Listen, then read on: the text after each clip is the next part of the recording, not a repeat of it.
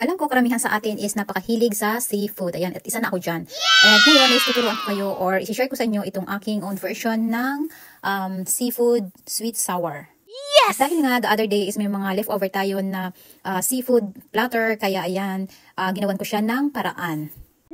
And ang una mo natin gagawin is maglalagay tayo dito sa mixing bowl ng soy sauce and itong ating tomato sauce or ketchup kung meron kayo. And then lalagyan lang natin siya ng seasoning dyan, salt and pepper, and mekos-mekos lang natin yan.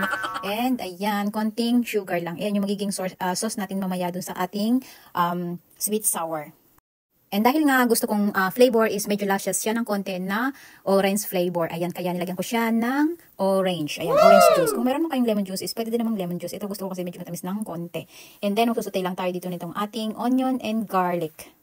Ayaw ko kasi ng may natatapon na pagkain, kaya kapag ganyang may leftover is ginagawang ko siya ng paraan. O ayan, basta nakalagay lang siya sa fridge is okay lang naman yan kung gagamitin mo siya the next day.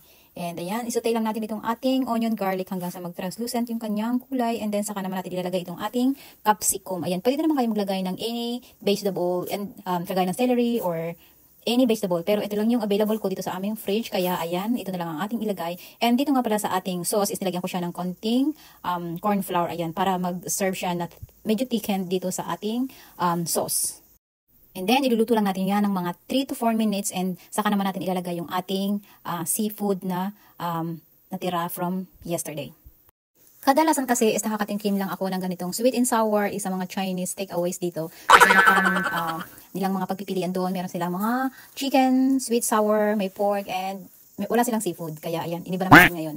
Kaya ayan, tingnan nyo naman, very nice color ang ating sweet sour seafood. Yes! Bali nga pala yung seafood na ginamit natin dito is fish. Ito meron tayong scallop, and then meron tayong prawn and oyster. Ayan, o diba, napaka-yummy niya. Shoutout nga pala muna kay Ronel Damusen, Chi Robles, Lency Asha, Flores Jasmine, and Joel Padilla. And ayan lang guys, thank you for watching. Please comment down below para kayo naman ang may shoutout ko sa mga susunod pa ng mga video natin. And see you again later. Bye-bye!